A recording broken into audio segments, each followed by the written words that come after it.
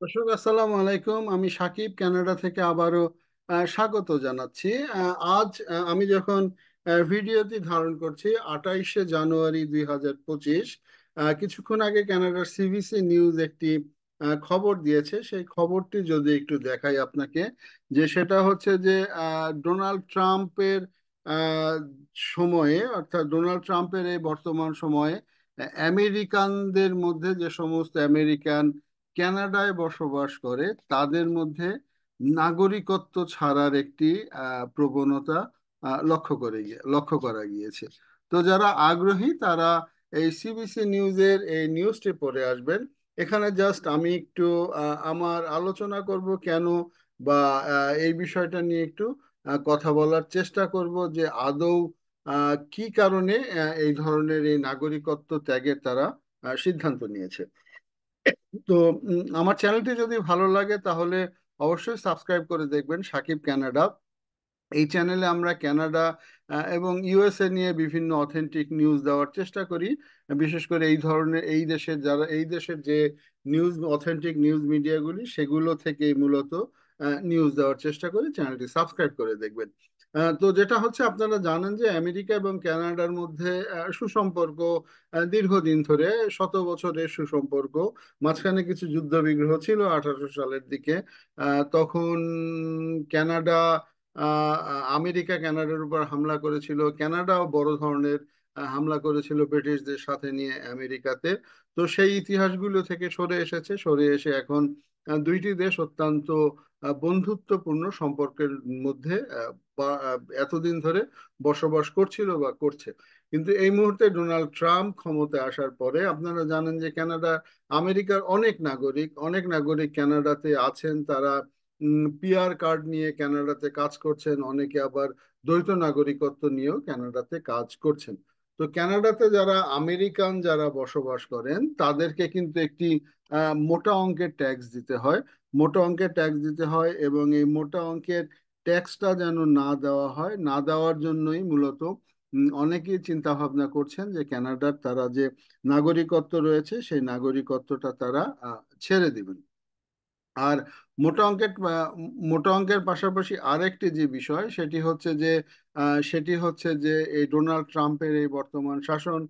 আপনারা জানেন যে অনেক মানুষই আছে যারা শান্তিপ্রিয়, এই ধরনের যুদ্ধ বিগ্রহ পছন্দ করে না। তাদের একটি বড় অংশ কিন্তু আমেরিকা থেকে এসে কানাডাতে বসবাস করছে, এবং কানাডাতে তারা থাকছেন, হয়তো কয়েক জেনারেশন ধরেই থাকছেন। আমরা যেমন আছি ঠিক তেমনিভাবে আমেরিকা থেকেও কিন্তু একটি বড় অংশ কানাডাতে এসে স্থায়ীভাবে বসবাস করে। তো যারা স্থায়ীভাবে বসবাস করে তারা চাচ্ছে যে এই স্থায়ীভাবে বসবাস করাটার জন্য করবে না তারা। তো নাগরিকত্ব যদি ত্যাগ করতে চায়, আমেরিকার নাগরিকত্ব ত্যাগ করতে চাইলে তাকে একটি বড় অঙ্কের ফি দিতে হয়, এবং এই ফি এর পরিমাণ হচ্ছে 2350 মার্কিন ডলার। 2350 মার্কিন ডলার অর্থাৎ বাংলাদেশি টাকায় যদি হিসাব করেন, তাহলে প্রায় 3.25 লাখ টাকার কাছাকাছি। এবং কনসুলেট অফিসে গিয়ে, আমেরিকার যে কনসুলেট অফিস রয়েছে, সেই কনসুলেট অফিসে গিয়ে কিন্তু তাদেরকে ইন্টারভিউ দিতে হয়, এবং ইন্টারভিউর পরে একটি শপথ পড়তে হয়। আমি বিষয়টা আজকে একটু জানলাম যে শপথ পড়তে হয়, এবং সেই শপথে তাদেরকে পড়ানো হয়, আমি সম্পূর্ণভাবে এবং সর্বান্তকরণে যুক্তরাজ্যের নাগরিকত্ব ত্যাগ করছি, এবং এর সাথে সংশ্লিষ্ট সমস্ত অধিকার ও দায়িত্ব থেকে নিজেকে মুক্ত করছি। অর্থাৎ তিনি আর এই যুক্তরাষ্ট্রের এই নাগরিকত্ব তিনি ত্যাগ করছেন, এবং তিনি তার সমস্ত যুক্তরাষ্ট্রের নাগরিক হিসাবে তার দায়িত্ব, যে কর্তব্য, সেটি তিনি ত্যাগ করছে। এবং এই আহ, নাগরিকত্ব ত্যাগের বিনিময়ে কিন্তু তাকে 2350 মার্কিন ডলার দিতে হচ্ছে। কিন্তু বিপত্তিটা কোন জায়গায়? বিপত্তিটা হচ্ছে যে এটা কানাডার কনসুলেট অফিসে এসে এই ওথটা করতে হয়। এবং এবং এই কানাডার যে ইউএস এর যে কনসুলেট অফিস, সেই কনসুলেট অফিসে কিন্তু আসলে লাইন পাওয়া যাচ্ছে না, অর্থাৎ দীর্ঘ সময়, এবং অনেক সময় 12 থেকে 14 মাসও কিন্তু লেগে যায় এই আহ, নাগরিকত্ব ত্যাগের ব্যাপারে। তো এই হচ্ছে অবস্থা, যে সেটা হচ্ছে যে আমেরিকান যারা রয়েছে তারাও এই মুহূর্তে হয়তো বিভিন্ন কারণে আমেরিকার প্রতি বীতশ্রদ্ধ, এবং বীতশ্রদ্ধ হয়ে তারা আমেরিকার নাগরিকত্ব কিন্তু ত্যাগ করছে, এবং দীর্ঘ সময় নিয়ে নাগরিকত্ব ত্যাগ করছে, এবং আহ, ডলার দিয়ে, $2300 দিয়ে, $2350 দিয়ে কিন্তু আমেরিকার নাগরিকত্ব ত্যাগ করছে, এবং শপথ করে আমেরিকার নাগরিকত্ব ত্যাগ করছে।